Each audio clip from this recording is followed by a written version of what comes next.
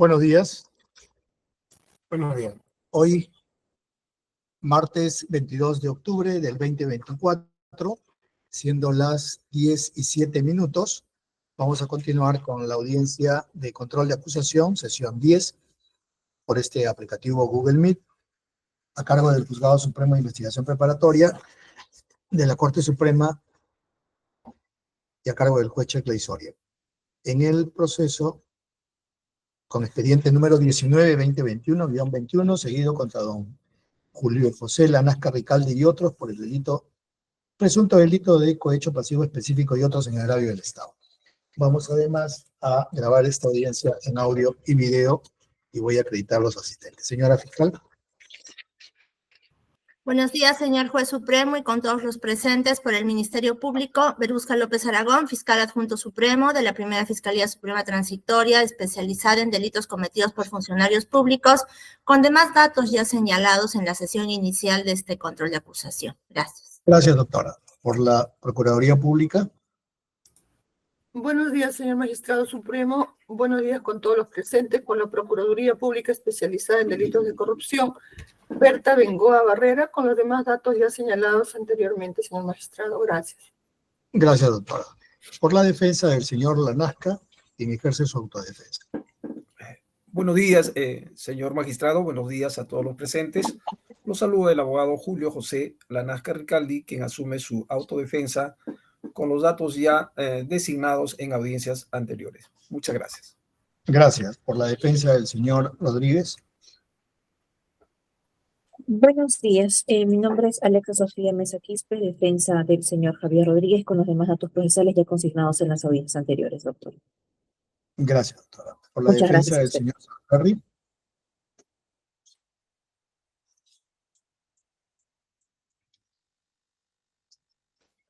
Por la defensa del señor Salaverry.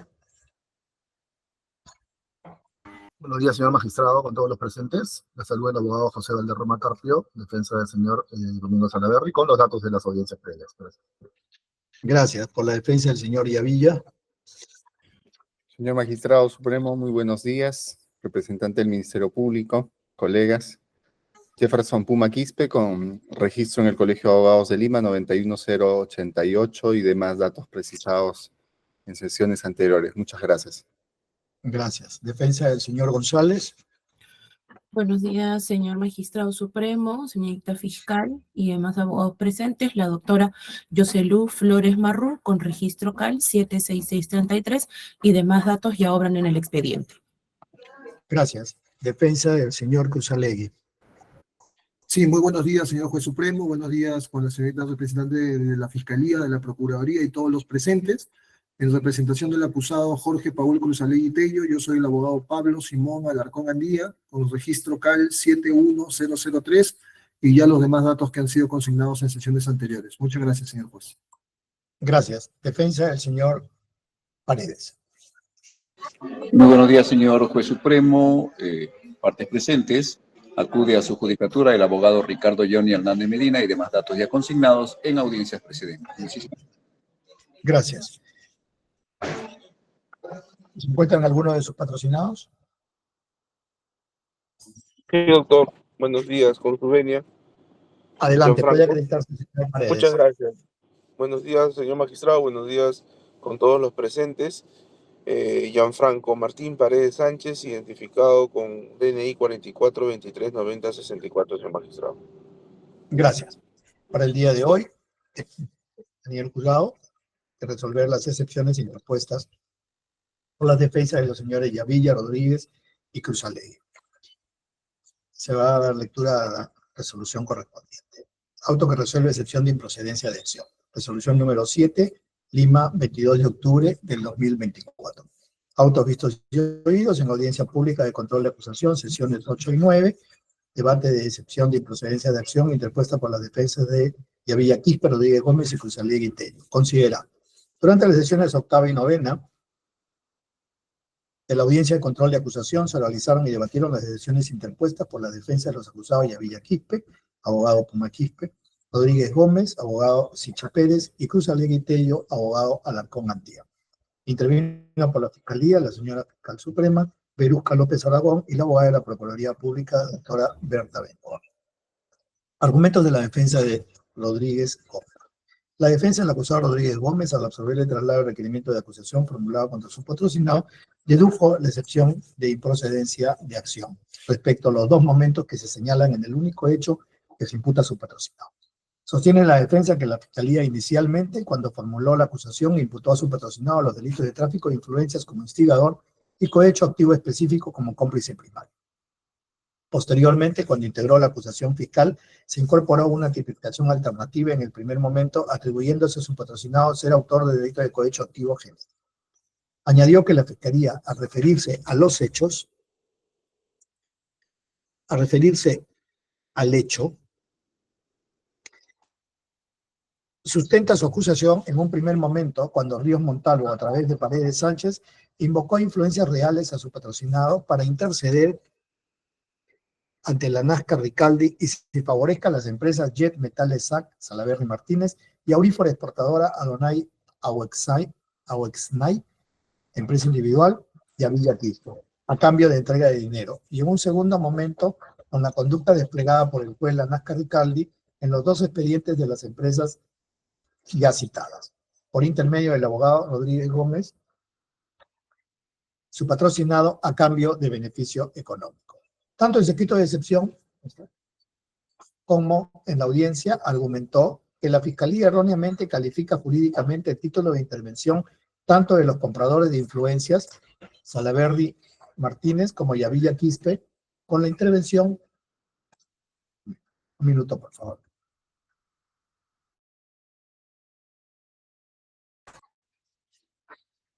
con la intervención de Rodríguez Gómez y según la misma tesis, se trataría de una cadena de instigadores, entre comillas, incluyendo a Paredes Sánchez, quien actuaba como la persona de confianza frente a Ríos Montalvo, refiriendo que el acto de instigación debe contar con una actuación constante, necesaria e idónea, lo que solo fue capaz de hacer Paredes Sánchez.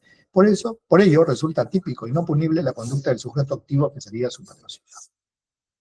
Respecto a la participación de su patrocinado en el delito de cohecho activo específico, donde la Fiscalía señala que existe una reunión promovida por el juez la Nazca Ricaldi y promueve el acuerdo corruptor que fue ejecutado por Ríos Montalvo, refiriendo que este delito fue como resultado de los actos anteriores que configurarían el delito de tráfico de influencias. Y por ello también hizo referencia que se trataría de un acto atípico, de modo que no se puede atribuir el traslado de una propuesta para traficar influencias y que configura a su vez su participación en delito de cohecho, solicitando se tome en cuenta lo resuelto en el recurso de nulidad 1406-2007 Callao, fundamento 16 de la segunda Sala Penal Transitoria de la Corte Suprema de Justicia de la República, que establece que en todo delito de cohecho en general, todos los actos anteriores a la consumación del delito, aunque se encuentren directamente relacionados con su perpetración, no pasan de ser actos preparatorios impunes. Indicó que para la Fiscalía supuestamente existe un primer momento con una serie de intermediarios hasta llegar a Ríos Montalvo y este puede interceder ante la Nazca Ricaldi para la devolución del material aurífero y un segundo momento que el juez la Nazca Ricaldi, al emitir una serie de resoluciones en los expedientes mencionados, lo habría realizado en contravención del principio de imparcialidad y entre febrero y marzo del 17 habría fungido de intermediario entre Salaverry Martínez y Yavilla Quispe para contactarse primero con Paredes Sánchez, asesor de Ríos Montalvo, presidente de la Corte Superior de Justicia del Callao, del pacto corruptor para la entrega de $17,000 y en este acto el abogado Kemper Inostroza participó a cambio de celeridad y para que se emitan las resoluciones de devolución del material aurífero. Añadió que la defensa planteó este cuestionamiento como una observación formal por el comportamiento atribuido específicamente a su patrocinado en ambos momentos, que viene a ser el mismo que supuestamente fungió de intermediario para llegar a Ríos Montalvo y luego a la Nazca Ricaldi. A su vez, cuestiona si estos constituyen dos comportamientos penalmente relevantes diferenciados o no es una cuestión formal por el concurso aparente de leyes de tipicidad penal, porque el comportamiento puede configurar un ilícito penal o dos ilícitos penales a título de concurso real o ideal, o en todo caso deben converger dos leyes penales para tipificar el comportamiento a través justamente del concurso aparente de leyes, por el que se desplaza a uno de esos preceptos penales para que la tipificación pueda ser correcta y adecuada, lo que debe ser analizado a través de una excepción de improcedencia de acción del hecho que se atribuye como hecho ilícito de relevancia penal a su patrocinado. quien según la Fiscalía habría fungido de intermediario de los empresarios Salaverry Martínez y Yavilla Quispe, quienes le habrían entregado dinero para contactarse con Ríos Montalvo por intermedio de Paredes Sánchez y lograr comprar influencias. Considera que la Corte Suprema de Justicia y la doctrina autorizada señalan que el acto de instigación es uno orientado a persuadir al sujeto agente con una conducta idónea y capaz de generar la decisión de resolución criminal para cometer un ilícito penal. Por lo tanto, debe ser directa en coherencia con lo previsto en el artículo 24 del Código Penal. Comillas, quien dolosamente determina otro a cometer el hecho punible. Quien dolosamente determina a otro a cometer el hecho punible. Cierro comillas. Manifestó que la instigación es un acto de inducción o persuasión directa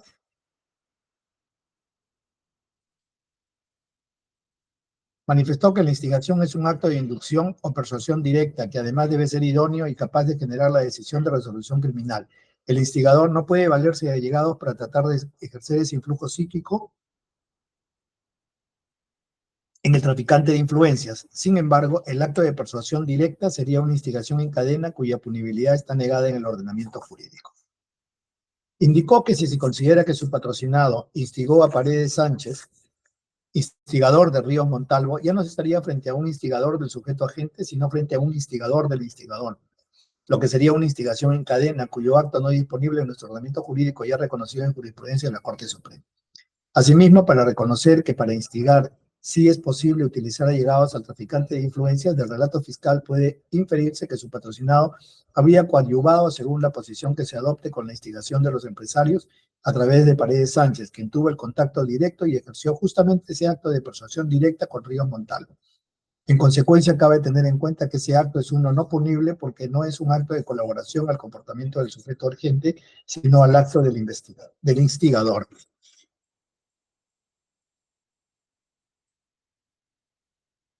En cuanto al segundo momento, donde sería el cómplice del delito de cohecho activo específico y alternativamente cohecho activo genérico, realizada la compra de influencias al juez Ríos Montalvo, ejecutó el acuerdo corruptor en una reunión promovida con el juez Lanasca Ricaldi, que según el relato de la Fiscalía, la conducta subsumible fue el resultado inmediato de los actos anteriores que configuraban el delito de tráfico de influencias, con conductas cómplices del delito de cohecho activo específico y del tráfico de influencias, el mismo que es atípico conforme la argumentación esbozada precedentemente. Consideró que el recurso de nulidad 1406-2017 Callao, en su fundamento sexto, señala que si bien la tentativa, entre comillas, no se admite en los delitos de mera actividad como el delito de cohecho en general, ya sea activo o pasivo, en tanto no se requiere resultado alguno, ni siquiera la aceptación de la propuesta, por lo que todos los actos anteriores a la consumación del delito, aunque se encuentren directamente relacionados con su perpetración, no pasan de ser actos preparatorios impunes, cierro comillas.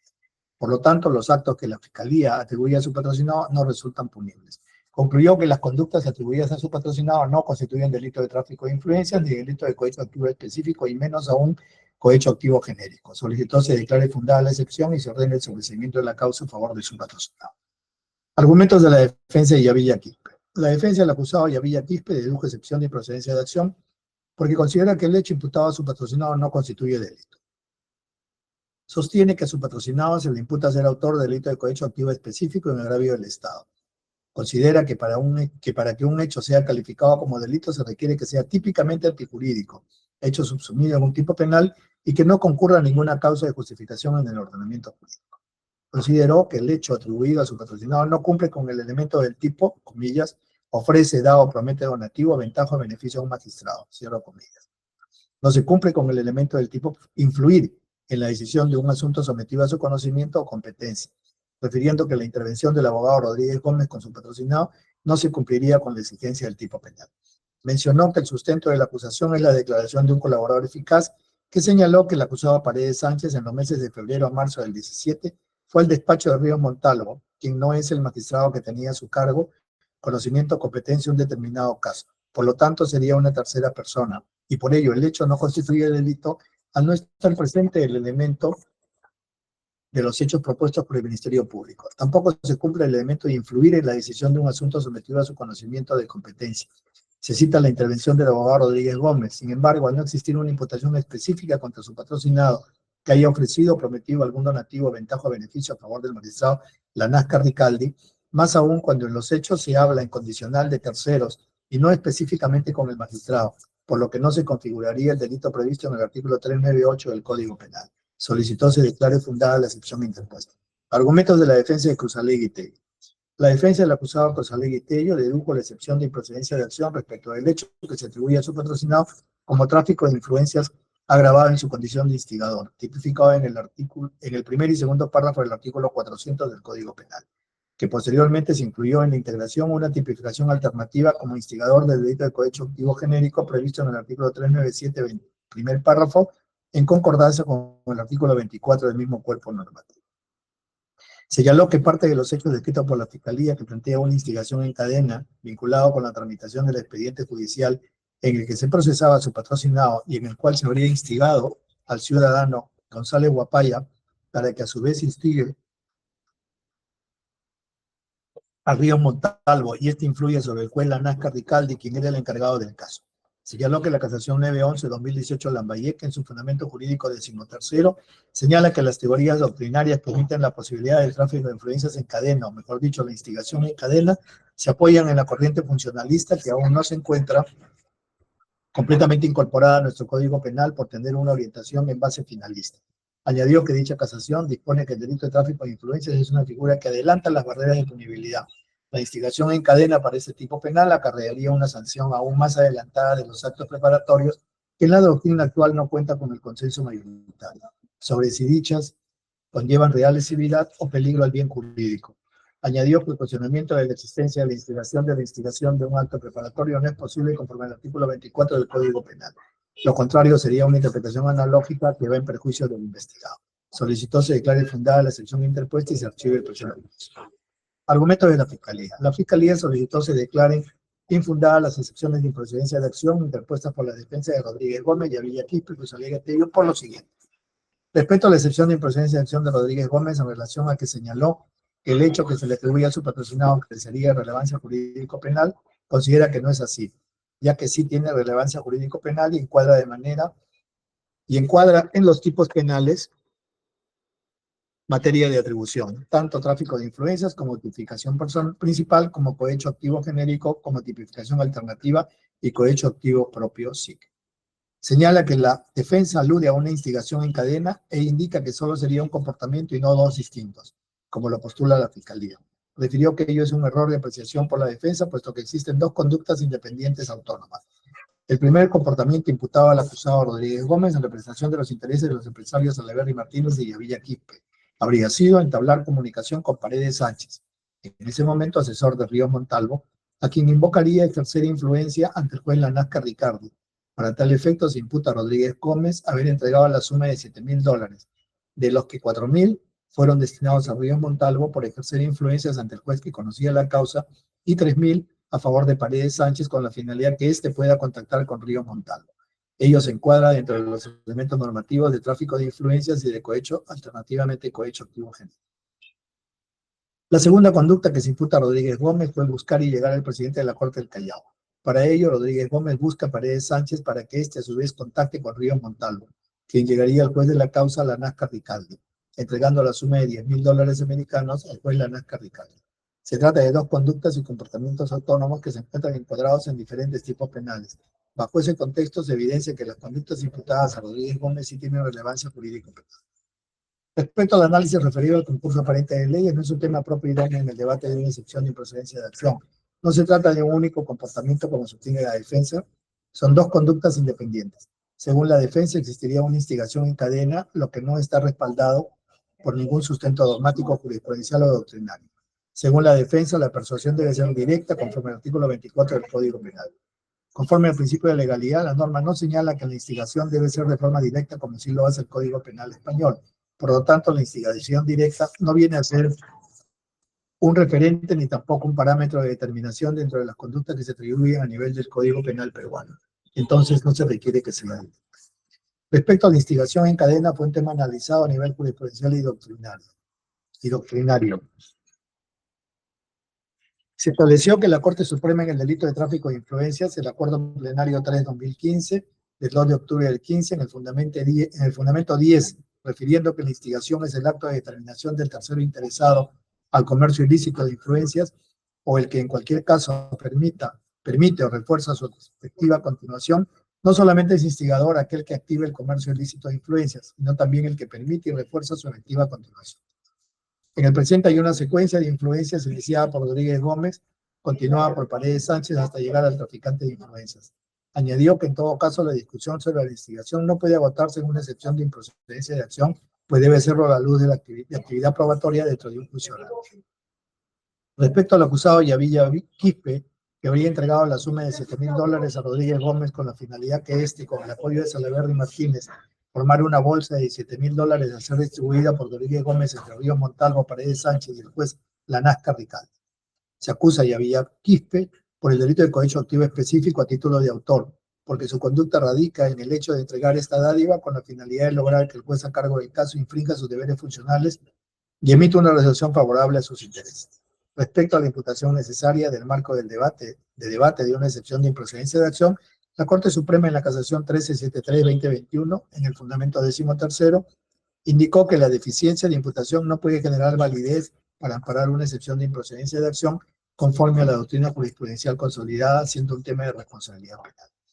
En relación a los argumentos de la defensa del acusado Cruzallegui Tello, a quien se acusa como instigador del delito de tráfico de influencias y alternativamente instigador del delito de cohecho activo genérico, pues habría instigado a través de González Guapaya para que éste a su vez instigue a Ríos Montalvo para que ejerza sus influencias ante el juez Lanasca Ricaldi y conocía un proceso penal con la finalidad de beneficiarse del mismo. La conducta desplegada por este es relevante jurídico penal. Indicó que la defensa sustentó la excepción única y exclusivamente en el extremo de la imputación referida a la tipificación, esto es, la posibilidad que exista una instigación en cadena. Sobre este tema, la Corte Suprema señaló que la posibilidad de esta instigación en cadena respecto de los agentes que intervienen para materializar o reforzar la concreción de este negocio ilícito, esta posibilidad es legal y viable dada la pluralidad de agentes instigando a un determinado sujeto. Respecto al delito de cohecho activo genérico, la defensa admite que la conducta es relevante jurídica y penalmente porque basta que esta encuadre en uno de los tipos penales. Se dedujo excepción a nivel de tipicidad relativa y no se cuestionó el tipo penal alternativo y está admitiendo la relevancia de la conducta. Reitera su solicitud que se desestimen las excepciones planteadas y se continúe con el trámite del control de la presente acusación.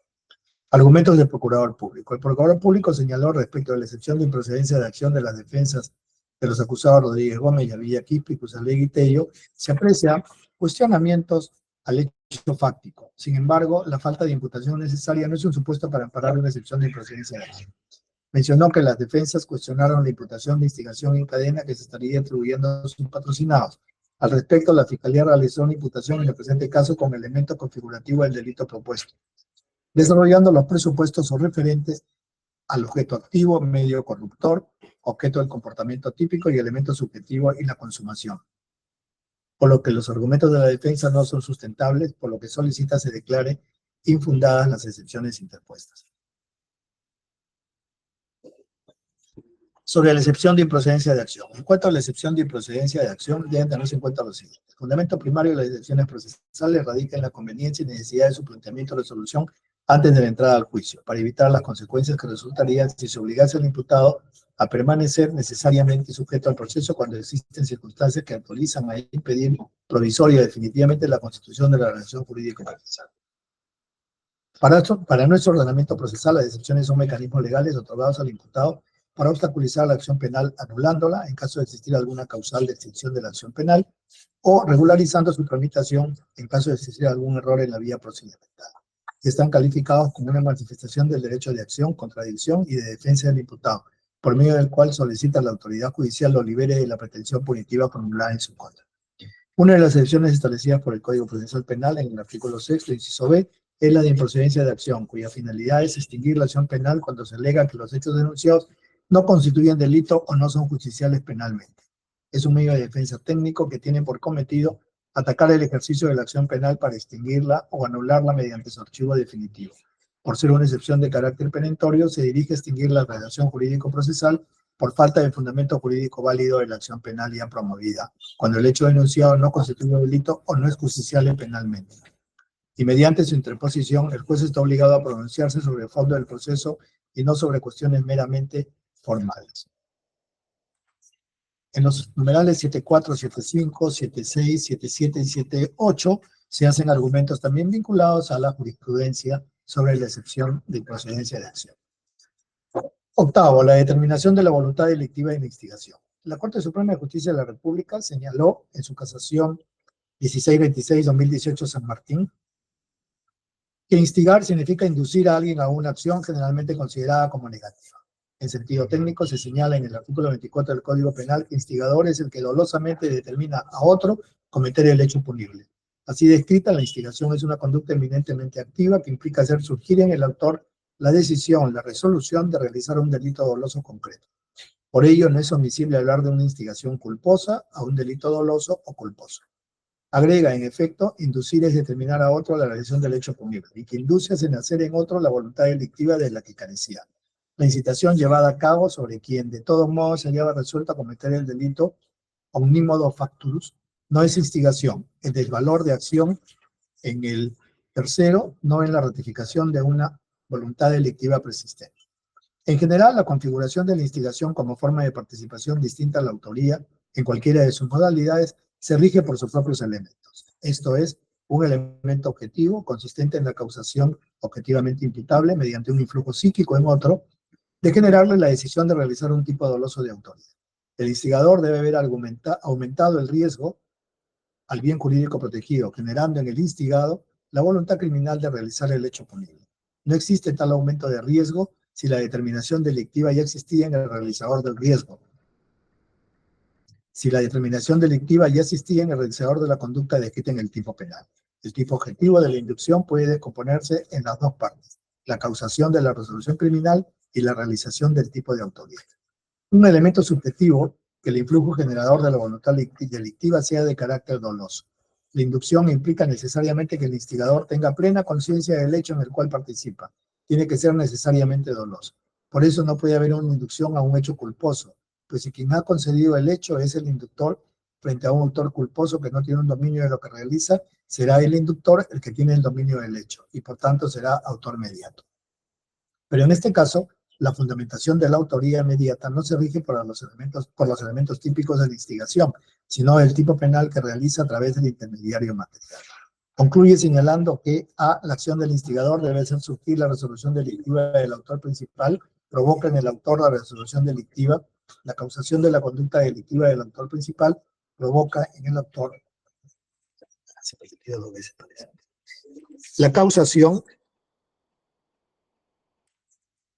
la causación de la conducta delictiva debe ser imputable objetivamente al inductor o instigador. Y B, que esa conducta debe estar dirigida tanto a un hecho determinado como a un actor determinado. En este último elemento objetivo se exige que el círculo de personas al que se dirige la acción del inductor debe ser individualizable, debe dirigirse a personas concretas. Así también en el recurso de nulidad 1045-2019 Lima del 22 de junio del 21, estableció que la instigación es una institución dogmática distinta a la autoría y coautoría. La instigación supone determinar a otro a la comisión de un hecho delictivo, cuya conducta reprochable penalmente, entre comillas, es haber puesto a disposición de un autor razones de peso para tomar una decisión criminal, dado que solo dependerá del autor la ejecución y o consumación delictual.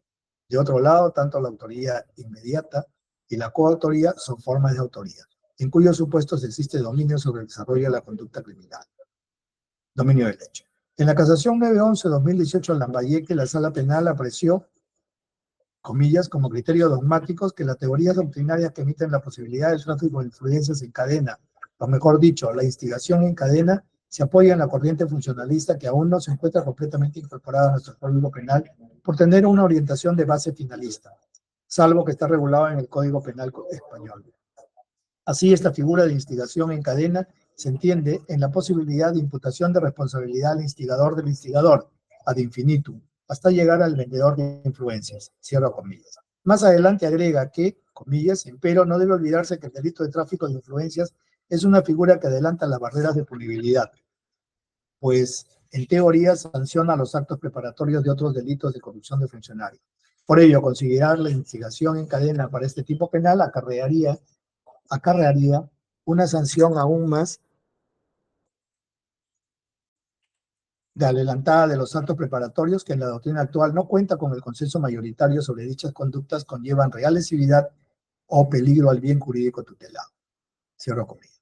Conforme a lo establecido por la Sala Penal Transitoria de la Corte Suprema respecto a la instigación, es del caso puntualizar que la acción del instigador debe hacer surgir la resolución delictiva del autor principal, provoca en el autor la resolución delictiva. La causación de la conducta delictiva debe ser imputable objetivamente al inductor o instigador. Y dos, que esa conducta debe estar dirigida tanto a un hecho determinado como a un autor determinado. En este último elemento objetivo, se exige que el círculo de personas al que se dirige la acción del inductor debe ser individualizable, debe dirigirse a personas concretas. Agrega que la actividad persuasiva del inductor instigador, desde luego, puede dirigirse a una persona o a un grupo de personas determinadas. Es obvio entonces que la instigación puede alcanzar a varias personas. Esto es lo que entiende por círculo de personas individualizables, concretas, determinables, a los que él se dirige. Los casos más claros de instigación son aquellos en que el instigado es un solo individuo. No obstante, es muy frecuente que el instigador persuada, determine a varias personas para que cometan un delito. Pero en este último caso debe tratarse de un círculo reducido a fin de que sea posible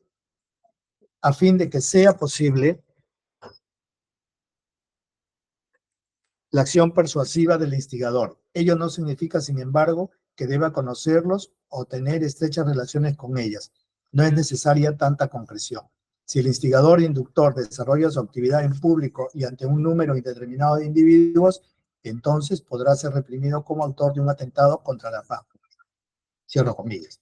Consideraciones sobre el tráfico de influencias. Conforme al marco normativo, el artículo 400 del Código Penal, delito de tráfico de influencias, el que invocando o teniendo influencias reales o singulares recibe, hace dar o prometer para sí o para un tercero donativo o promesa de cualquier otra ventaja o beneficio con el ofrecimiento de interceder ante un funcionario o servidor público que ha de conocer, esté conociendo o haya conocido un caso judicial administrativo, será reprimido con pena privativa de libertad no menor de 4 ni mayor de 6 años. Inhabilitación según corresponda, conforme a los incisos 2, 3, 4 y 8 del artículo 36, y con 180 a 360 días multa.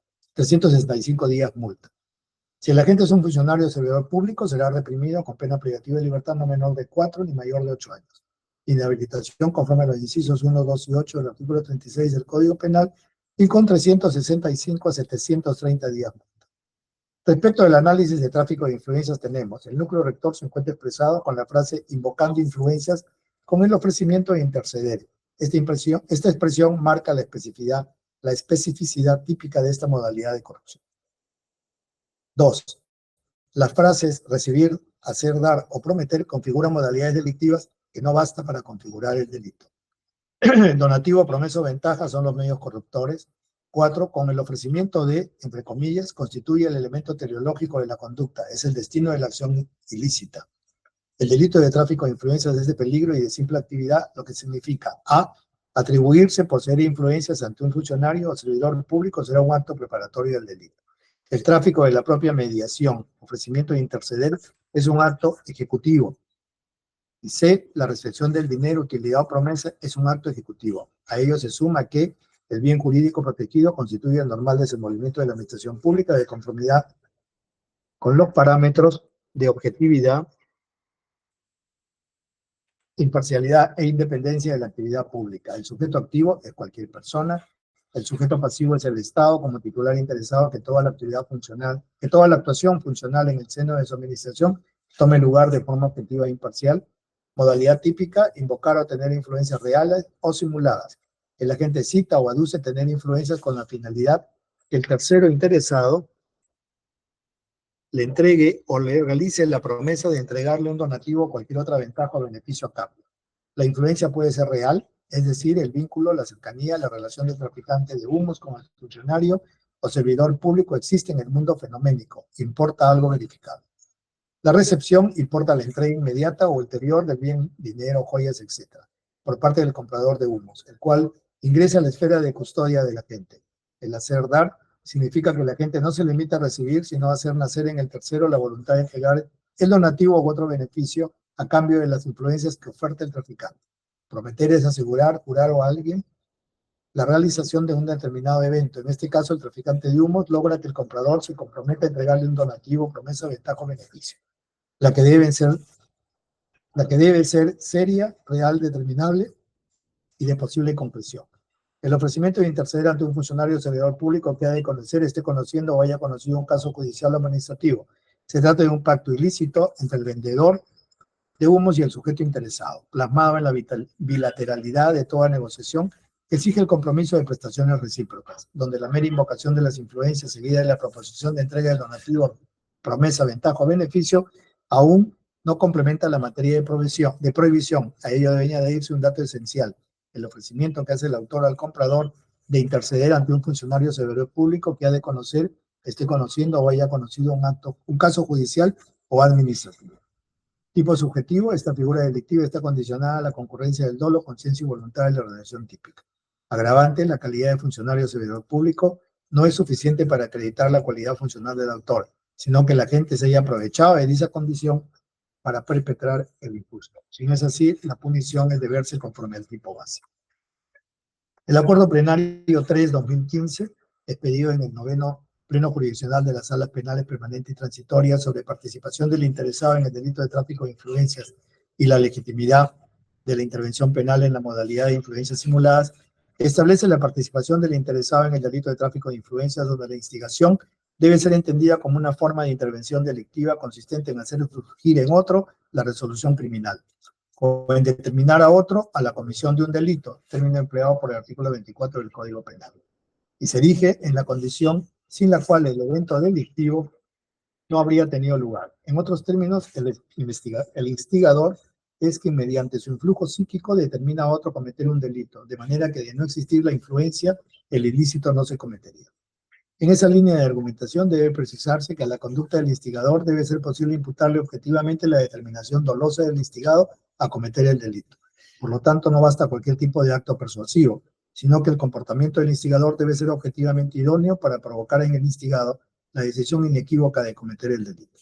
De este modo, este acto comunicativo del instigador hacia el instigado no está referido a todas las acciones posibles que pueda realizar este último para la comisión del delito, sino a aquellas acciones posibles que puede realizar este último para la comisión del delito, sino a aquellas acciones que necesariamente debe realizar para materializar dicho propósito delictivo.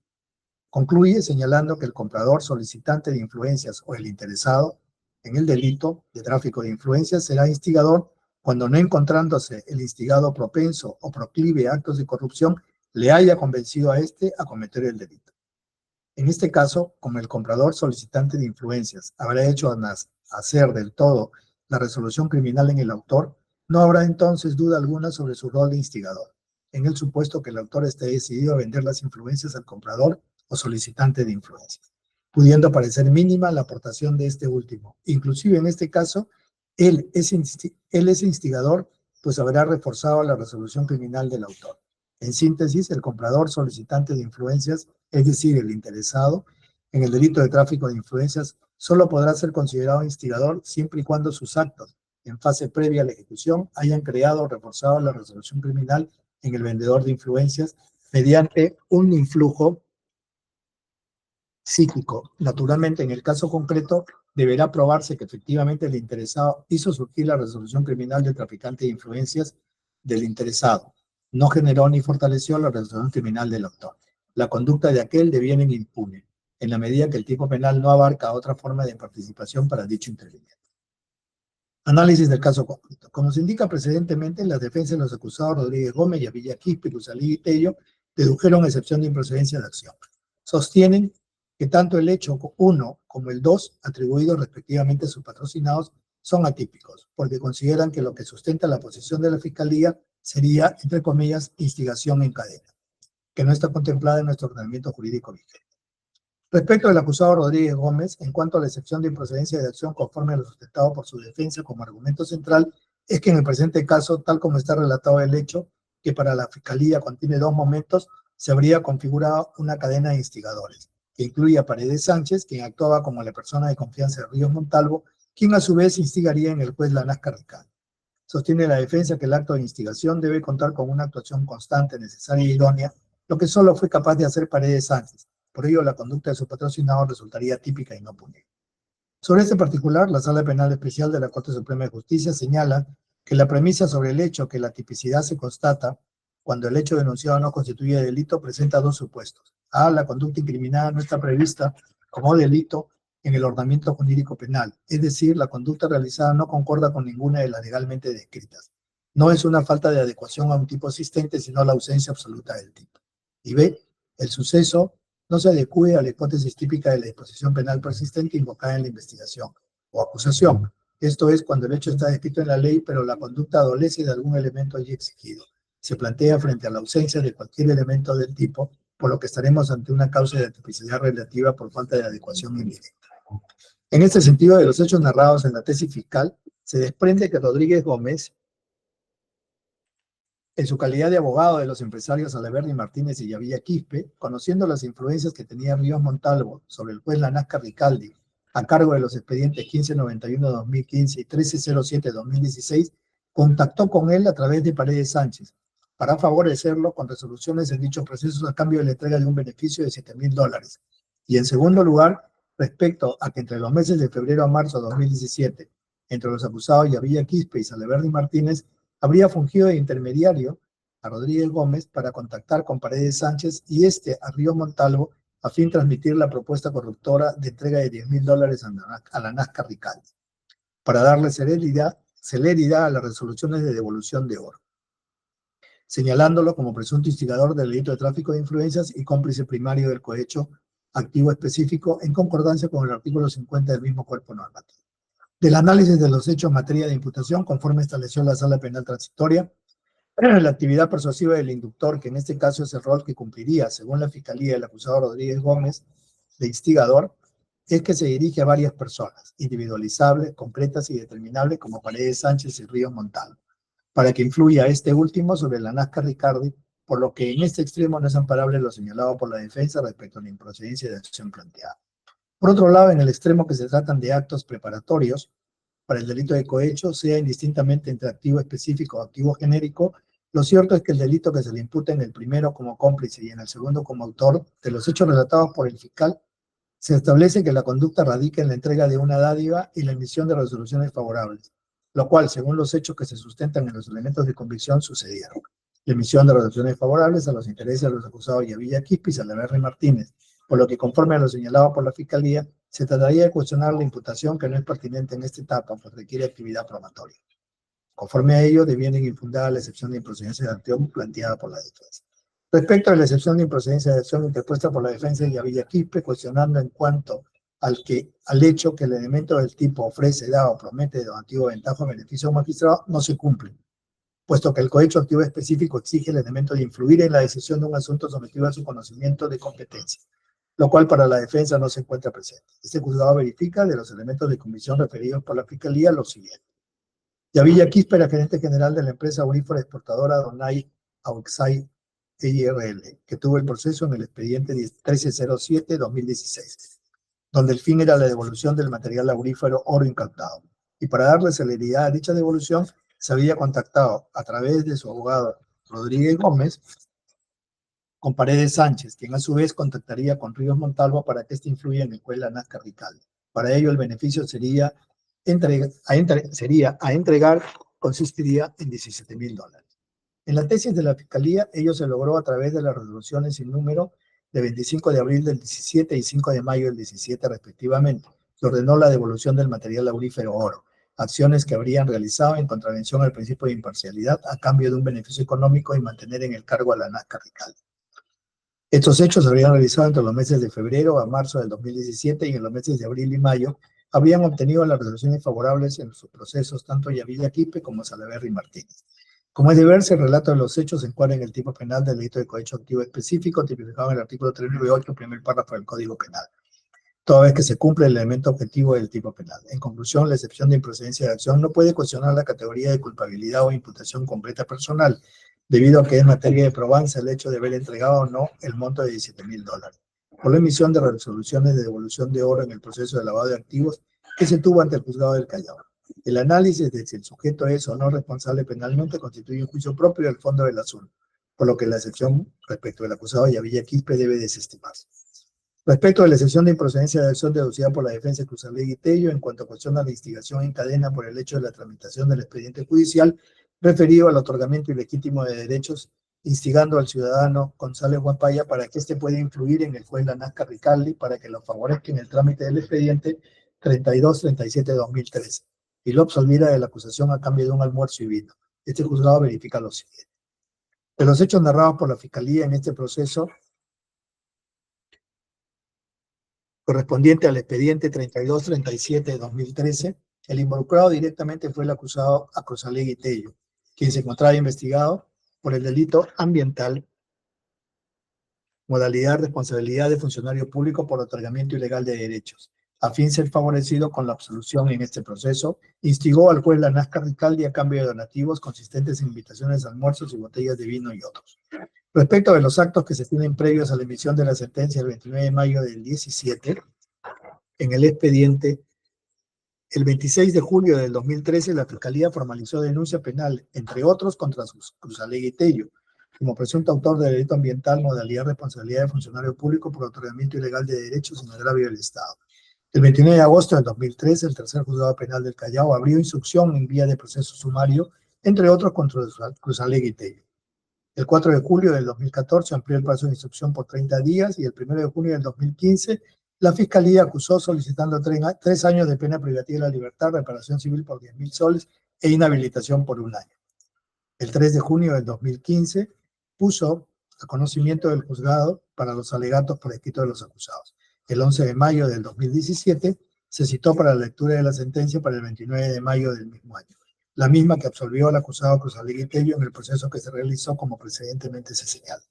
A los hechos y elementos de convicción que sustentan este hecho se debe añadir el informe de DIVIAC 246-2019, donde figura que el acusado González Guapaya con Ríos Montalvo tuvieron conversaciones los días 3, 4 y 5 de abril del 17, con lo cual la Fiscalía corroboraría la declaración del colaborador eficaz de clave 060F-2018.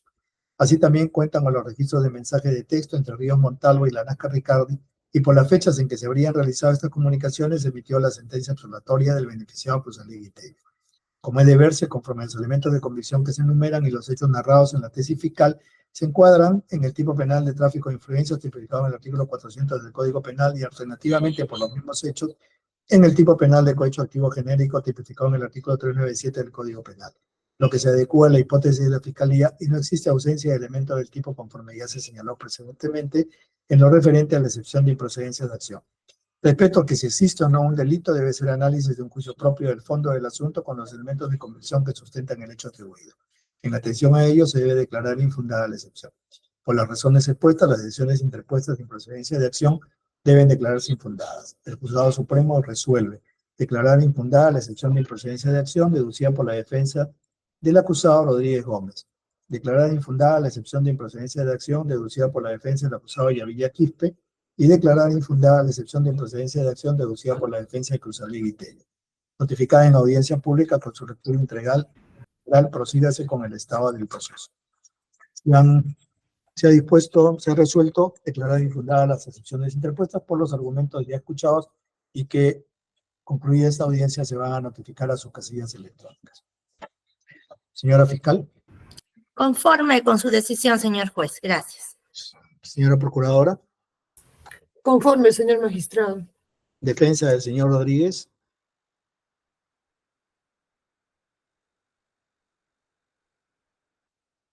Defensa del señor Yavilla. Señor magistrado, interpongo recurso de apelación y lo voy a fundamentar dentro del plazo de ley. Correcto. Acrosalegui Tello. Sí, conforme, señor juez. Señor magistrado, disculpe, respecto a la defensa del señor Rodríguez, tenía algunos problemas de conectividad, pero vamos a interponer recurso de apelación dentro del plazo de ley. Ok. Muchas Entonces, gracias. habiendo interpuesto los recursos de apelación, tienen el plazo de ley para formular el mismo, que será elevado a la Sala Penal Permanente de la Corte Suprema. Vamos a continuar con esta audiencia y hay 5 sobreseimientos, 5 interpuestos. Señor Lanasca, ¿podemos comenzar con usted? Sí, señor magistrado. Buenos días. Buenos días. Vamos a seguir el mismo procedimiento, doctora López. ¿Prefiere usted escuchar a todos los sobreseimientos y luego hacer la réplica y la dúplica? Así es, señor juez. Ya, correcto. ¿La defensa del señor Yavilla también está preparada para el día de hoy? Sí, señor magistrado. Sí, Ya. todo- Continuamos con usted después, doctor Puma. Del señor Rodríguez.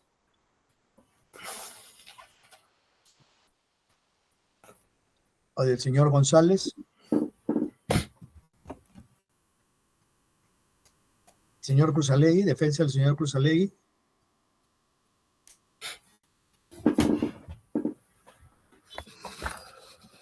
Bueno, vamos a ir avanzando y conforme escuchemos los argumentos de la defensa, vamos a ver si terminamos todos el día de hoy. Señor Lanasca, ¿cuánto tiempo necesita para escuchar su sobreseimiento? Sí, señor juez supremo. Hemos esperado con mucho tiempo, digamos, la intervención en este extremo de la defensa técnica. Y como quiera que son dos hechos, señor magistrado, si me permite, podría yo oralizar respecto al primer hecho, ya que la defensa técnica ha hecho una defensa eficaz y hay varios elementos de convicción que me permito señalar. Muchas gracias. Ya. ¿Cuánto tiempo necesita para escuchar yo su sobreseimiento? Aproximadamente unos 30 minutos, señor magistrado. ¿Podemos reducirlo a 20? Voy a... Si necesita más, me avisa. Perfecto, señor magistrado. Voy a hacer un resumen. Precisos y concretos. No, ya los hechos ya los conocemos, entonces vayamos al punto concreto del conforme establece el Código Procesal Penal, el por qué se pide un sobreseimiento. ¿De acuerdo? Perfecto, señor magistrado. Puede comenzar. Vamos a hacer un resumen de resumen, teniendo en cuenta que el presente proceso tiene más o menos aproximadamente 7 años y está compuesto de aproximadamente 20 carpetas. Perdón, 20,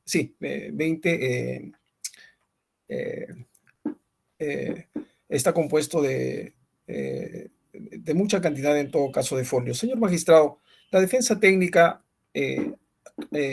solicita el sobreseimiento de la presente causa en mérito al artículo 344, numeral 2, literal B y D del Código Procesal Penal, por lo cual solicitamos el sobreseimiento de la investigación respecto al hecho 1, seguido contra el suscrito Julio José Lanasca por la presunta comisión del delito de cohecho pasivo específico en agravio del Estado. Los hechos materia de imputación, señor magistrado, es de que entre febrero y marzo el suscrito habría recibido de sus coacusados la suma aproximadamente de $10,000 a cambio de dar celeridad a los trámites en materia de cuestionamiento relacionados al proceso de lavado de activos en la cual estaba implicado el señor Salaverry y el señor Lavilla. Reitero, el afán era dar celeridad a estos procesos en materia de cuestionamiento. Señor magistrado, los hechos así descritos han sido subsumidos en el artículo 395 del Código Penal, que establece que cuando el magistrado, árbitro o fiscal o cualquiera de estos acepte o reciba una promesa, cualquier ventaja o beneficio, con la finalidad de influir en la decisión de un asunto sometido a su causa, será acreedor a una pena privativa de la libertad correspondiente.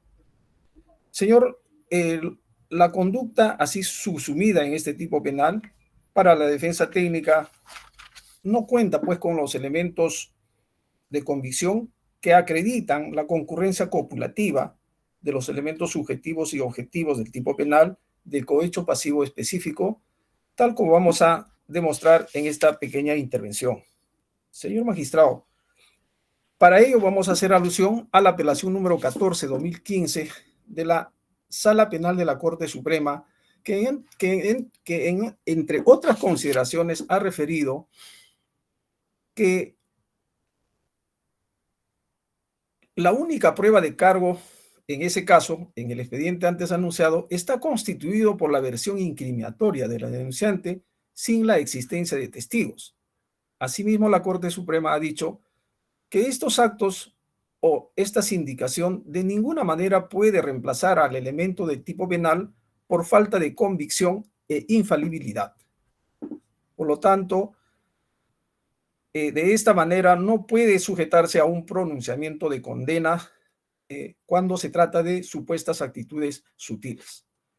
Si nosotros, señor magistrado, trasladamos este pronunciamiento de la Corte Suprema al hecho que nos ocupa, es exactamente igual lo que está sucediendo en el presente caso, porque lo que se pretende llevar a juicio oral es la sola declaración de un testigo colaborador que, como ya lo hemos dicho en audiencias anteriores, no solo no ha corroborado, señor, su dicho, sino también ha mentido, tal como vamos a demostrar en la presente intervención.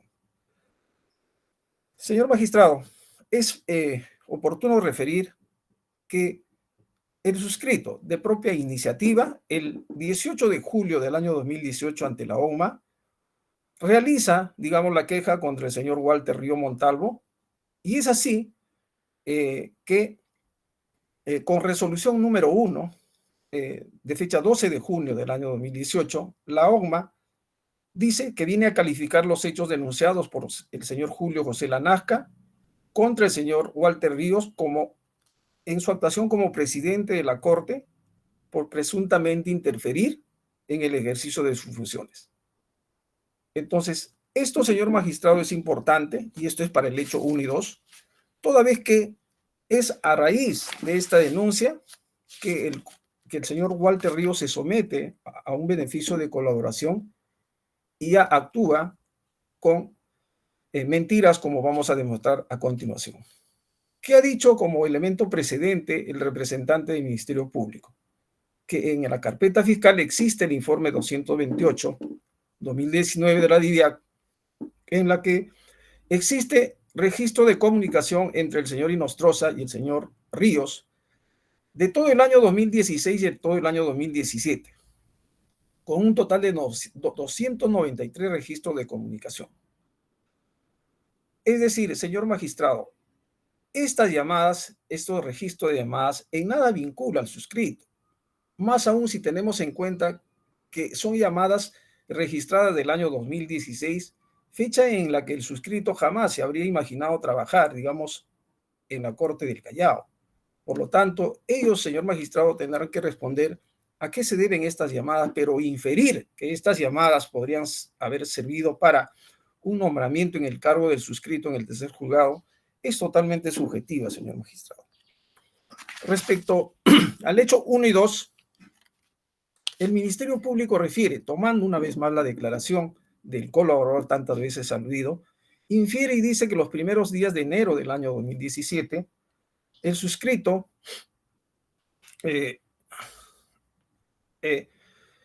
habría visitado al señor Ríos, previa llamada del señor Inostroza para que me nombren como juez del tercer juzgado penal del Callao, provisional.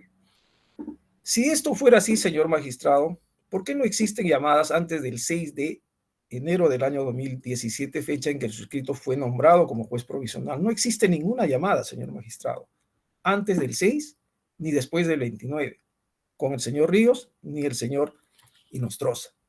Entonces, inferir de que los primeros días de enero del año 2017 el suscrito habría concurrido para dicho nombramiento es una inferencia totalmente subjetiva, señor magistrado. Tanto es así que en auto sobre el oficio 345-2019 de la FECOR, donde dice claramente que por otro lado en este despacho fiscal no existe videovigilancia relacionado al señor Ríos ni al señor Lanasca. Es decir, no existe, señor, ningún elemento objetivo que antes de mi designación y después de mi designación yo haya tenido, digamos, algún contacto, alguna relación o alguna comunicación con estas personas para efecto del nombramiento del juez provisional que se cuestiona. Asimismo, señor magistrado, el Ministerio Público refiere que existe el informe 174-2019, donde existen dos registros de llamadas entre el suscrito y el señor Inostroza. Dos llamadas que, como ya lo hemos dicho anteriormente, señor, tiene como registro 0 horas, 0 minutos y 0 segundos.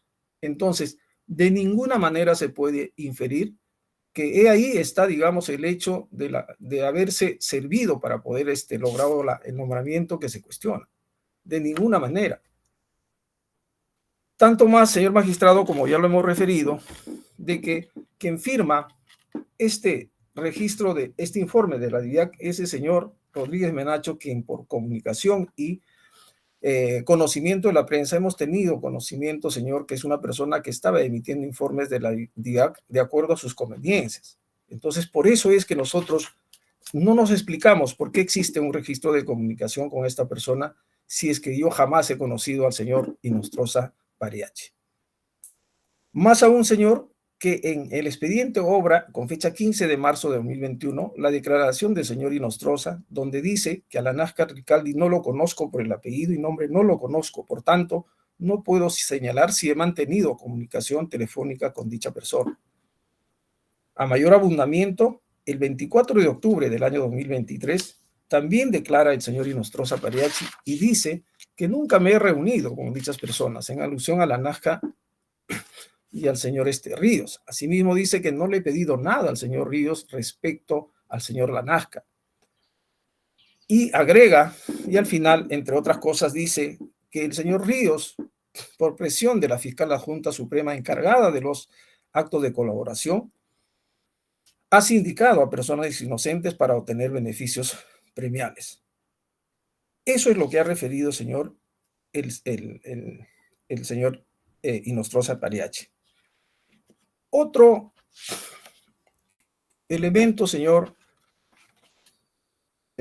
precedente que el Ministerio Público no ha tomado en consideración es el informe 05-2020 de la DIVIAC, donde se informa 207 registros de comunicaciones entre los presuntos miembros de la organización criminal Los Cuello Blanco del Puerto, y en ese registro, señor magistrado, no aparece el nombre del suscrito. Entonces, esto, señor, es un contraindicio de que el suscrito jamás ha pertenecido a dicha agrupación o asociación, como quiera llamarse.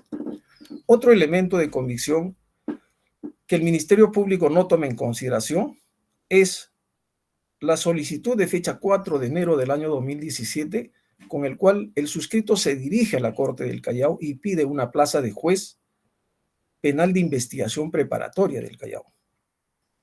Con esto, señor, ¿qué demostramos? Que el suscrito jamás imaginó trabajar en el tercer juzgado penal del Callao, ya que mi intención era trabajar en este juzgado de investigación preparatoria porque ese año se ponía en vigencia el nuevo modelo procesal penal del Callao.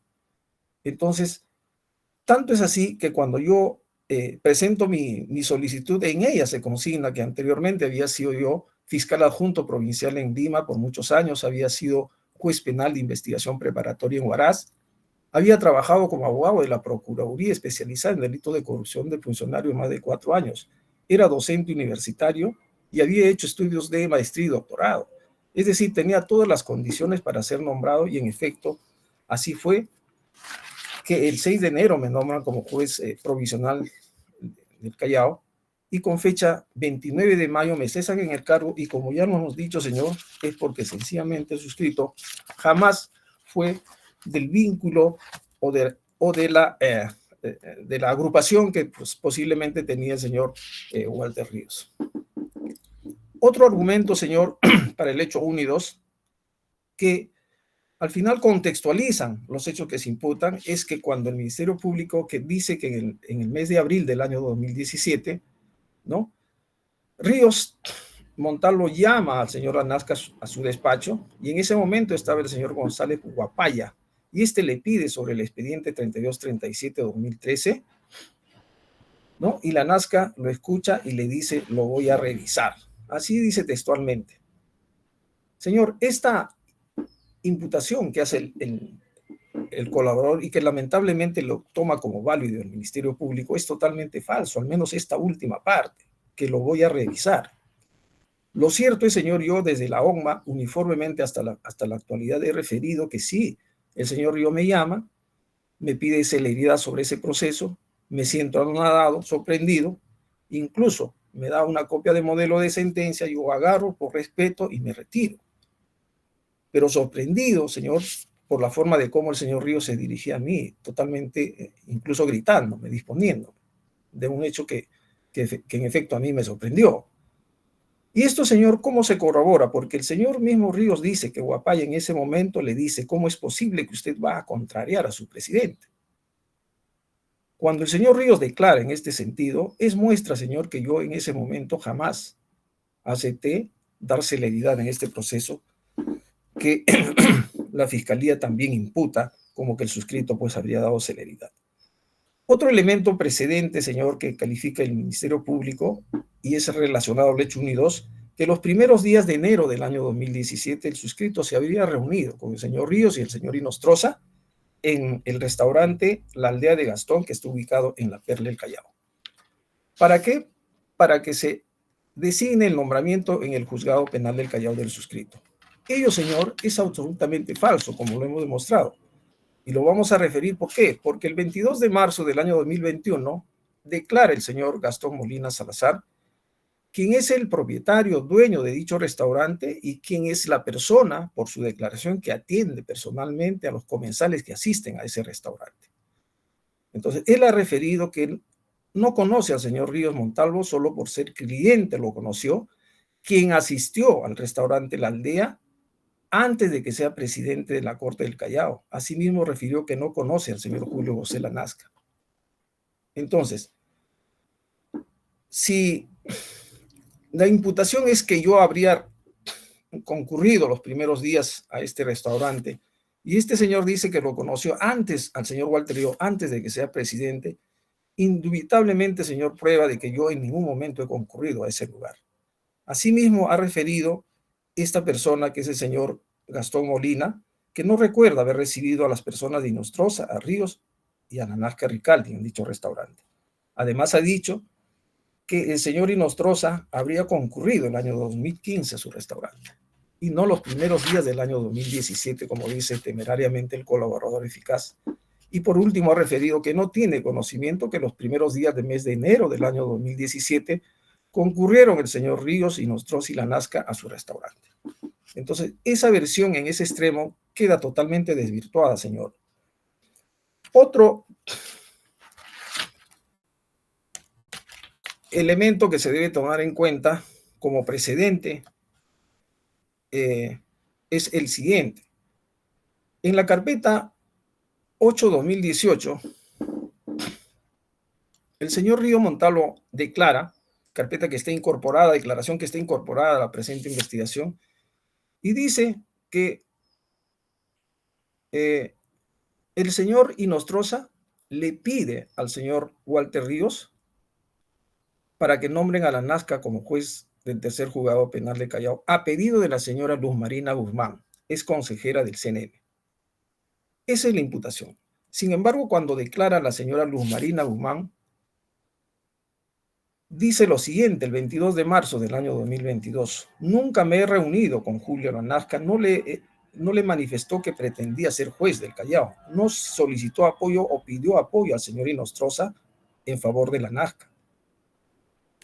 Es más, dice que es falso que yo haya pedido algún beneficio en favor de Lanasca al señor Inostroza y que no recomienda a personas para algún cargo público.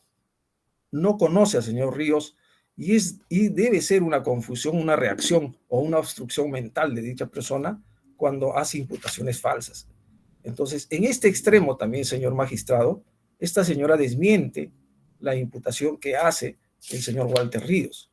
Que dicho sea de paso, esta declaración que hace el señor Ríos no está en su colaboración. Es decir, acá advertimos también que pareciera que el señor Ríos tiene una memoria selectiva, ¿no? En unas declaraciones dice una cosa y en su colaboración no lo ha mencionado para nada, pero como un argumento o como un contraindicio nosotros hemos introducido este elemento probatorio que desvirtúa la imputación que hace del Ministerio Público en ese extremo. Señor magistrado, otra circunstancia que se debe tener en cuenta es la imputación que hace el Ministerio Público, que habla que el suscrito habría dado celeridad a los procesos en materia de cuestionamiento. Al respecto, si uno ve como contraindicio las mismas resoluciones de los dos procesos en materia de cuestionamiento, el expediente 1591-2015 fue resuelto después de un mes que el suscrito toma conocimiento, después de un mes que el suscrito se aboca a conocer el proceso. El expediente 1307-2017, que también es el otro proceso en materia de cuestionamientos, fue resuelto después de 4 meses aproximadamente. Entonces, si se habla de celeridad en estos procesos, señor magistrado, las propias resoluciones son contraindicios que esto no ha sucedido. Y es más, en los dos procesos, en la parte final, se ordena, en el caso del 1591-2015, que previa a la devolución se entraba embargo preventivo en forma de inscripción de una sesión de minería del señor Salaverry. Es decir, esta devolución del material aurífero fue previo, digamos, a esta inscripción que se hizo en registros públicos del asiento minero. Y al final, en ambas resoluciones, señor magistrado, se dice que se levanta en el primer caso la medida de incautación siempre que no exista medida cautelar vigente y sea consentida. Es por eso, señor, que al echar candado llaves a estas resoluciones y a la apelación de los sujetos procesales, se elevan estos procesos y es revertida por la sala. Es decir, en estos dos casos nunca hubo celeridad y siempre fue emitida sujeto a derecho. Es decir, no se contravino ninguna norma al momento de emitir estas resoluciones. Asimismo, señor, se debe tener en cuenta la declaración del señor Salaverry Martínez. El 31 de enero del año 2019 dice, ¿no? Ningún funcionario del Poder Judicial le hizo petición dineraria o de otra índole para resolver su pedido de variación de medida cautelar. En su declaración de fecha 6 de diciembre del año 2019 dice, refirió que nunca entregó y ofreció donativo, ventaja o beneficio al suscrito. Sin embargo, ya el 14 de marzo del 2022, en su ampliación de declaración, dice, y lo más comprometedor, es que en el mes de enero del año 2017 su abogado le refirió que necesitaba $10,000 y entendió que era para el señor Lanasca Ricaldi. O sea, al señor Salaverry, señor juez supremo, no le consta que al suscrito le habrían entregado dinero. Dinero que, dicho sea de paso, jamás yo he recibido de ninguna persona. Entonces, estas declaraciones, señor, se deben valorar en conjunto para poder tener una apreciación y sobreseer el proceso, el presente proceso en el extremo que se está invocando. Otro aspecto importante, señor, es la declaración del 4 de abril del año 2019 del señor Ladía Quispe Simón, quien dice que en ningún momento le han hecho algún requerimiento donativo para resolver el levantamiento de la medida y se levantó dicha medida porque en el plazo de la incautación había vencido y porque dicha devolución era legítima porque toda la documentación estaba en regla. Es decir, señor magistrado, los dos dueños del material aurífero al suscrito en ningún momento los indican de haberme entregado algún dinero. Y en efecto, en los dos casos se ordena la devolución porque uno de los fundamentos de la resolución con el que se ordena la devolución era porque en ambos casos el plazo de la incautación había vencido. Otro aspecto importante, señor magistrado, es que en autos obra el informe 062-2019 de la DIVIAC, donde existen registros de comunicaciones entre el suscrito y el señor Ríos del 16 de febrero del año 2017 al 18 de junio del año 2017. Es decir, señor, con esto se prueba de que el suscrito jamás, antes y después, haya tenido o ha tenido comunicaciones con esta persona, ¿no? Entonces, esto, señor, la pregunta sería, ¿a qué se debe? Estas comunicaciones han sido propias de mi labor funcional, incluso, señor, luego de un mes de haber yo juramentado al cargo. Si el 6 de enero juramento yo al cargo y tengo comunicación desde el 16 de febrero, es después de un mes que yo me comunico con el señor Ríos. Como ya lo he dicho hasta la saciedad, señor, comunicaciones, registro de comunicaciones propias de la función judicial. Además de las 47 llamadas, señor, 21 llamadas entre el señor Ríos y el suscrito es 0 horas, 0 minutos y 0 segundos. O sea, no se podría decir, pues, que ahí está, digamos, las comunicaciones para haber, digamos, interferido, haber dado celeridad a los procesos en materia de cuestionamiento. ¿Y de qué entonces se habría hablado en esas comunicaciones, señor? He presentado un certificado de participación de taller especializado en proceso inmediato que se realizó del 3 al 7 de abril del año 2017, un curso que se llevó en la Corte del Callao. Y esas coordinaciones, ¿con quién se tenía que hacer? Con la presidencia o secretaría, porque en ese año se ponía en vigencia el nuevo modelo procesal del penal del Callao. Y todos, el órgano jurisdiccional, asistentes, jueces, queríamos asistir a cursos porque teníamos la intención, por lo menos en mi caso, porque así había presentado mi solicitud, de seguir trabajando, digamos, en este nuevo modelo procesal penal. Entonces, asisto a ese curso y todas las coordinaciones se tenían que hacer con presidencia o secretaría. De la misma manera, señor, he adjuntado panel fotográfico de mi participación en la selección de fútbol de la Corte del Callao. De repente, muchas personas desconocen que a nivel nacional existe un campeonato a nivel nacional intercortes superiores en la que participan todos los trabajadores del Poder Judicial defendiendo su corte, mayores de 40 años. ¿Y con quién se tenía que hacer la coordinación? ¿Con la presidencia o con secretaría? He presentado esos medios probatorios, señor, que demuestran, en efecto, las comunicaciones que yo habría tenido con el señor Walter Ríos han sido por estos motivos. Y otros más, por ejemplo, estábamos de turno, nos llamaba la presidencia, préstanos el vehículo para poder movilizarnos. Uno le decía, ya, lleve el vehículo. Y eso eran las comunicaciones propias de la función fiscal, o perdón, propias de la función judicial en este caso. Pero, y además de eso, señor magistrado, yo nunca he negado que dentro de esas comunicaciones sí, pues me llamó para pedirme celeridad, al cual yo me negué. Eso está claramente evidenciado, señor. Entonces, el suscrito no miente, pues, no miente, dice la verdad desde la OMA hasta ahora, pero de ahí inferir que esas llamadas, pues, hayan sido para poder esbozar algo ilegal, eso no es así, señor magistrado.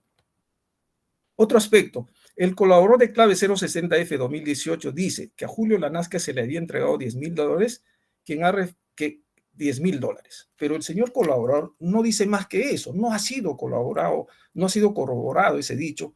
Al contrario, señor, ha mentido. Pero esto en todo caso, ¿por qué lo diría? Venganza y odio, señor, lo hemos esbozado y está por escrito.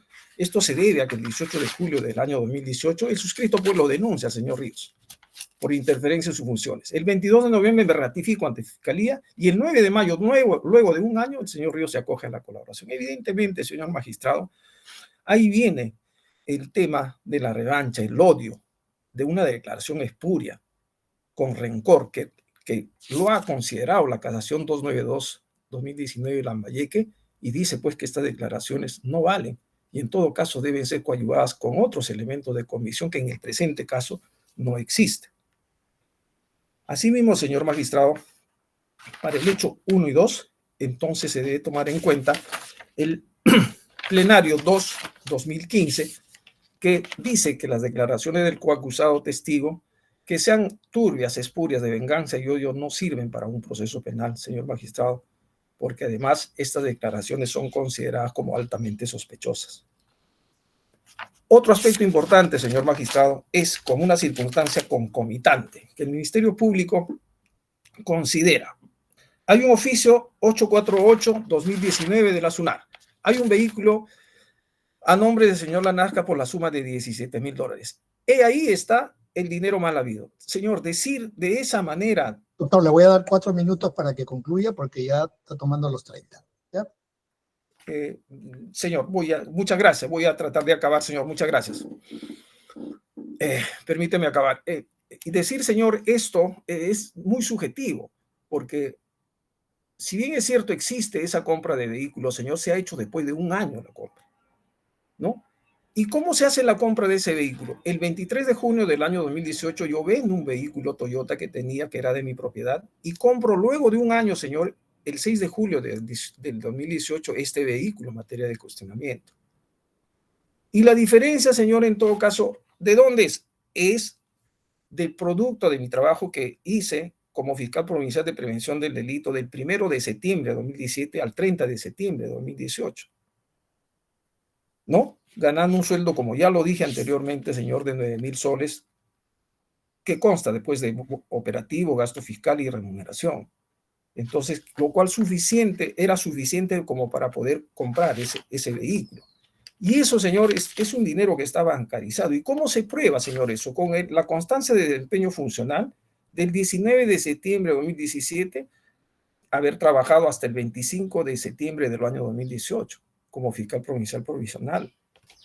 ¿Cómo se prueba este argumento? Con las boletas de pago, señor, que también están adjuntadas al expediente. ¿Cómo se prueba, señor, con el original del informe pericial contable de ingresos y gastos que hemos presentado y está en el expediente, donde dice que al mes de julio del año 2018 le permitieron obtener a la Nazca una disponibilidad financiera de $19,000, por lo que en esa fecha estaba en condiciones de efectuar pagos en efectivo por similar importe. Entonces, estos elementos de convicción, señor, se deben tomar en cuenta para concluir o no si ese vehículo ha sido comprado con dinero mal habido. Eso es lo que espera la justicia, pero no estamos viendo eso. Simplemente no se valora todos estos elementos de convicción y se dice que ahí estaría el dinero mal habido, lo cual no es así. Por eso, señor, nosotros invocamos también la casación 300-2018, ¿no?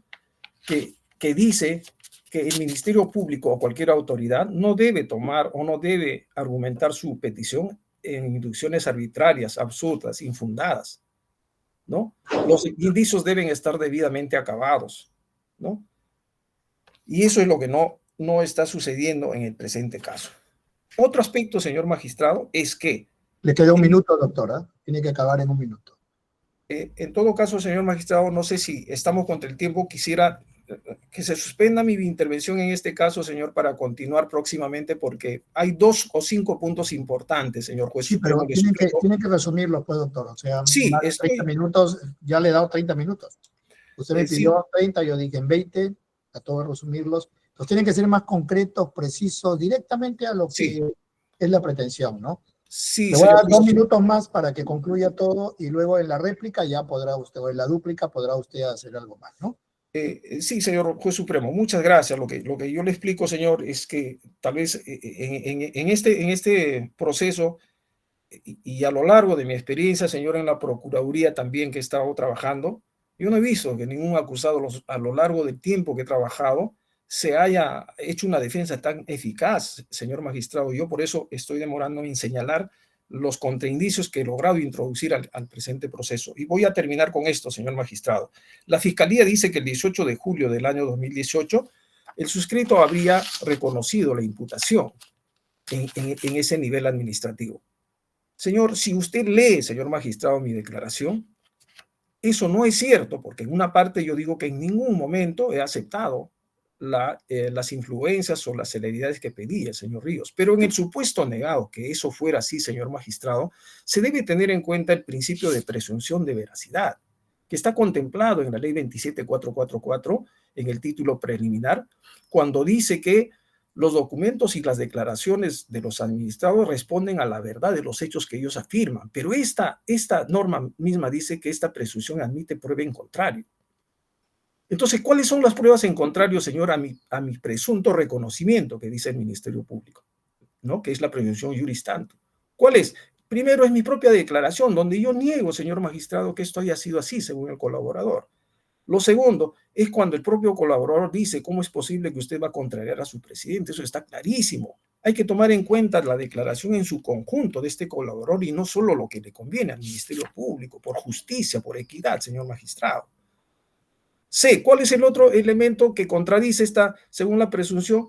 Es la copia del modelo de sentencia que yo voluntariamente presento, y si usted coteja ese modelo con la sentencia que emito en el 3237, difieren totalmente en el fondo y en la forma. Y eso demuestra, señor magistrado, que yo jamás, aún habiendo recibido por respeto ese modelo de sentencia, jamás lo utilicé. Ahí está, analice usted en el fondo y en la forma. Otro elemento que admite esta prueba en contrario es la declaración del señor Inostroza, que ya lo hemos dicho, del señor Gastón Molina Salazar y de la señora Luz Marina Guzmán Díaz. Entonces, no es tan cierto, señor. Y además, este principio de presunción de veracidad establece claramente, señor, el derecho a la no autoincriminación en sede administrativa, que sí existe, señor, en el ámbito administrativo, como también existe en el ámbito jurisdiccional.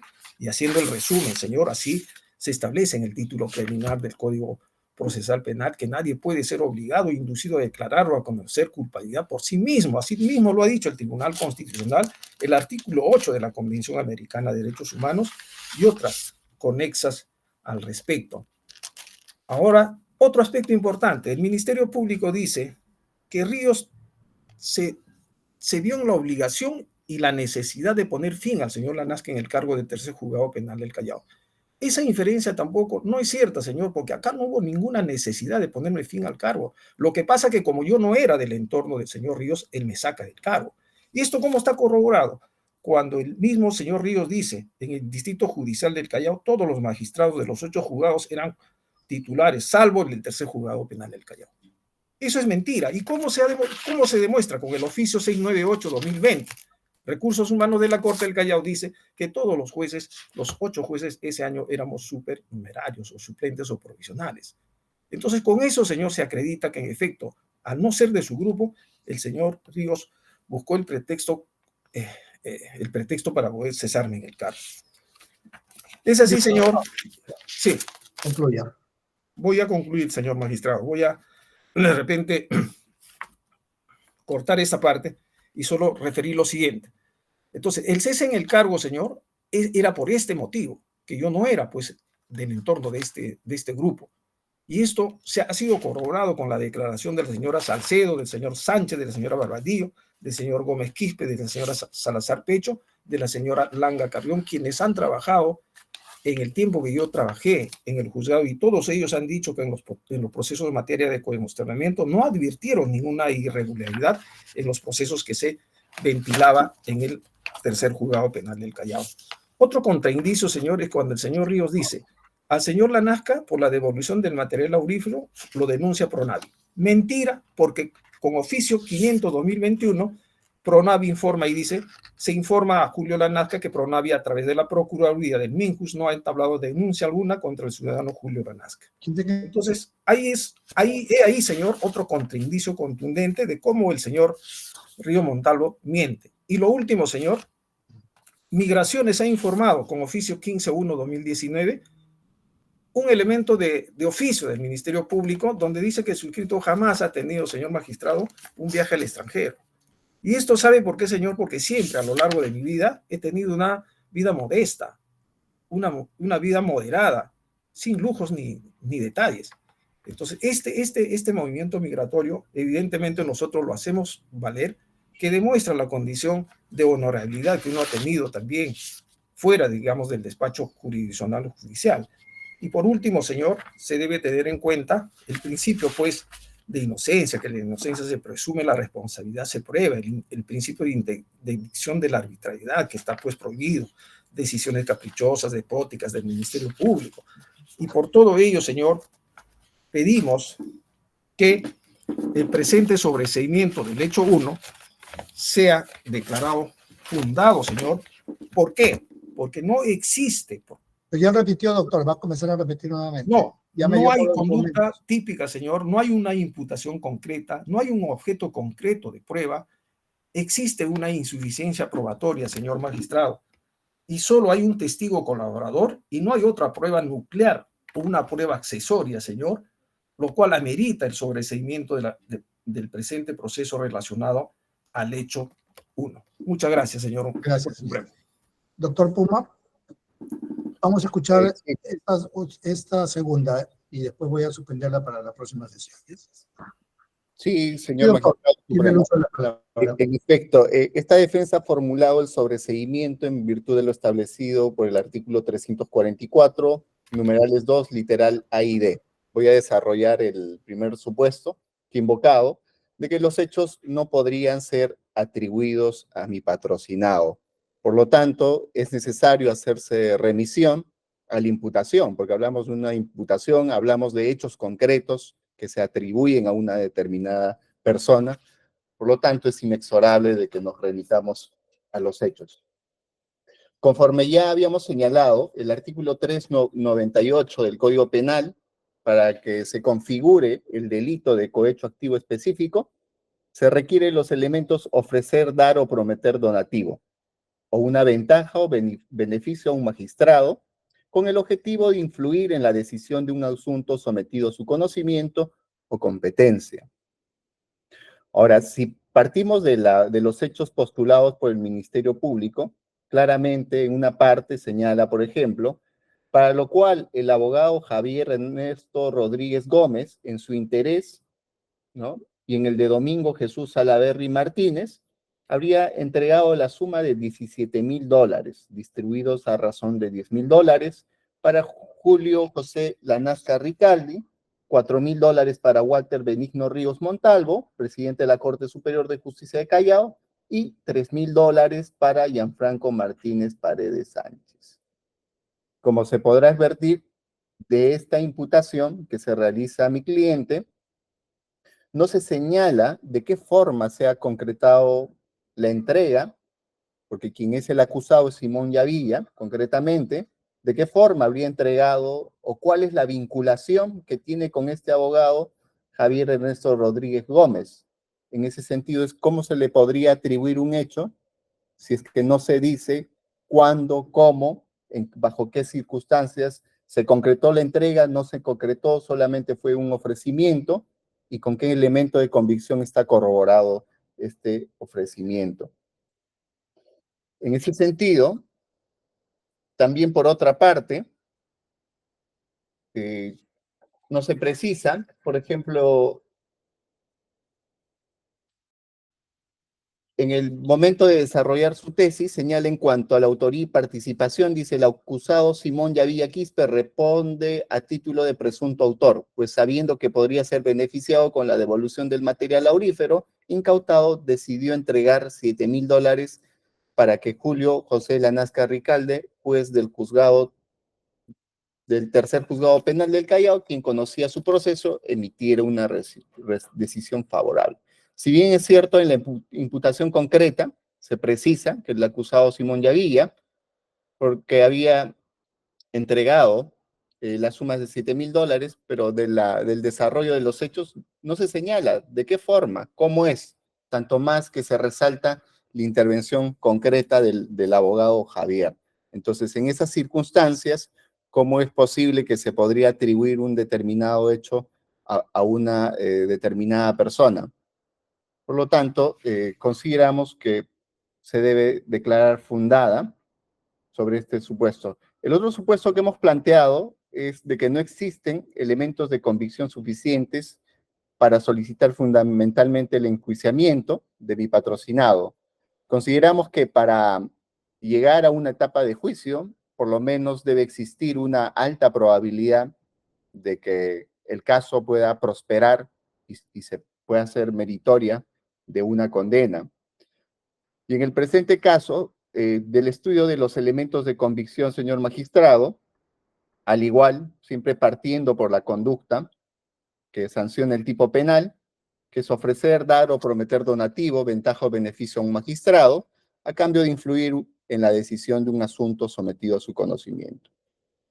En cuanto al extremo de mi patrocinado, en una parte, cuando la Fiscalía invoca la declaración del colaborador clave, con clave 060F-2018, como elemento de convicción de cargo, señala claramente en esta parte que Walter Ríos aceptó la propuesta recibiendo $4.000 y entregando $3.000 a Gianfranco Martínez Paredes Sánchez, y asimismo a Julio José Lanasca Ricalde se le habría entregado $10.000. Como se puede advertir, existe, digamos, una declaración, pero que utiliza el término condicional habría. Entonces la pregunta es, ¿cuál es el elemento de convicción o la prueba de cargo que cita el Ministerio Público para por lo menos sostener un grado alto de probabilidad de que, digamos, mi patrocinado sea materia de una condena? De igual forma, no se precisa en ninguna parte de la imputación el cómo, cuándo y de qué forma mi cliente habría procedido con la entrega del dinero a Javier Ernesto Rodríguez Gómez. Y considerando más aún que esta persona no ha sido su abogado en ninguna parte del proceso, no se ha citado esa situación. Y peor aún, para que por intermedio de Gianfranco Martínez Paredes, Walter Ríos Montalvo, finalmente se entregue a Julio José Lanasca Ricalde. Finalmente, en el peor escenario, estaríamos ante un supuesto, ¿no?, de no existir esta situación, a un presunto tráfico de influencias. Pero para un delito de corrupción propiamente hacia un magistrado, no se establece cuáles son los elementos de convicción concretos. Entonces, al no existir elementos de cargo suficientes para poder enjuiciar a mi patrocinado, corresponde claramente que el sobreseimiento de la presente causa. Tanto más es importante citar también el Acuerdo Plenario 7/2023, que señala en su fundamento 25, luego de haber expuesto sobre la probabilidad preponderante o probabilidad prevaleciente como estándar de prueba para decidir en la fase o etapa intermedia sobre la acusación y el sobreseimiento, se coincide en el que el estándar de sospecha suficiente descansa en la mayor probabilidad de la comisión del delito y de la intervención delictiva del imputado. En ese sentido, consideramos que no existe ninguna prueba de cargo que haga, digamos, la sospecha suficiente como para pasar a una etapa de juicio. Por estas razones, señor magistrado, pedimos que el pedido de sobreseimiento sea declarado fundado. Muchas gracias. Gracias, doctor. ¿Qué otro abogado está listo para escucharlo por el día de hoy? Todavía tenemos unos minutos. La defensa del señor Rodríguez. Doctor, disculpe, pero no sé si podría, por favor, oralizar y podría reprogramarse debido a que tenemos Para la próxima una audiencia. Ya. Sí, por favor, doctor, La programada. defensa del señor González Guapaya. Buenos días, señor magistrado. Por mi parte, quien pensaba oralizar era el doctor Ricardo Arnaú, pero se encuentra ya. indispuesto. Ok, no Por está. favor, de todas maneras, la siguiente sesión lo hará. Y la defensa del señor Cruzalegui.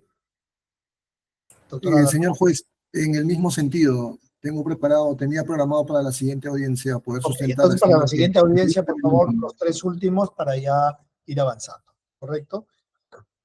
¿De acuerdo, doctora López? Conforme, señor juez. Ya, ok. Entonces, hemos escuchado los argumentos de la defensa del señor Lanasca y del señor Yavilla respecto del sobreseimiento. Dejando pendientes para la próxima audiencia, comenzamos con el señor Rodríguez, luego el señor González y para terminar con el señor Cruzalegui. Y luego escuchamos los argumentos de la Fiscalía y del debate y de la Procuraduría.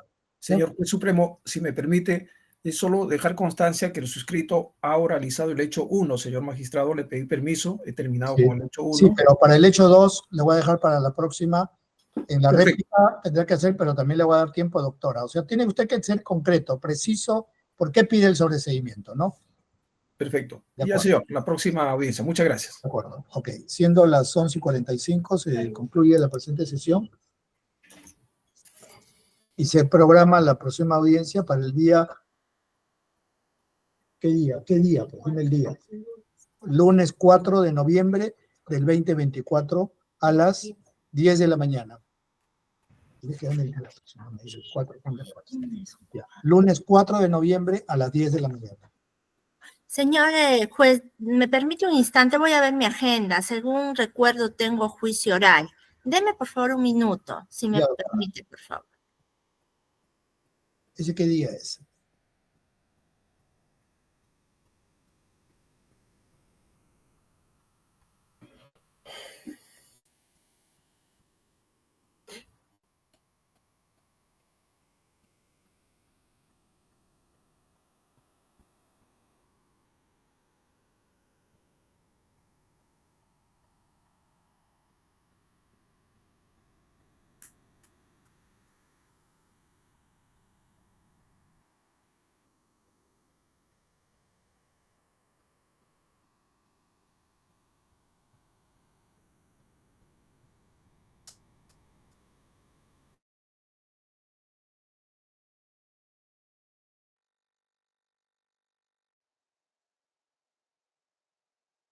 Y de 9 a 10, ya Martín, gracias, Martín.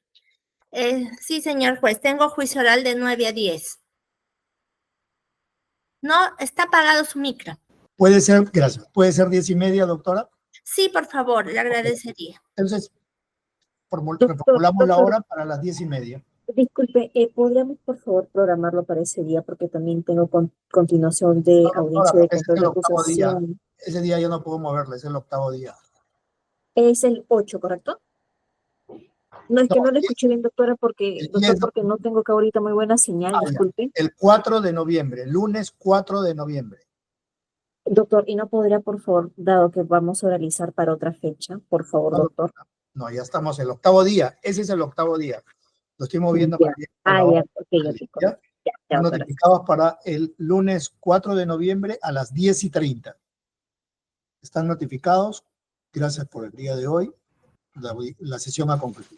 Hasta luego. Gracias, señor juez. Hasta luego. Gracias, señor magistrado. Copia de audio y video, señor. Gracias. Buenos días, muchísimas gracias, permiso. Bien, gracias.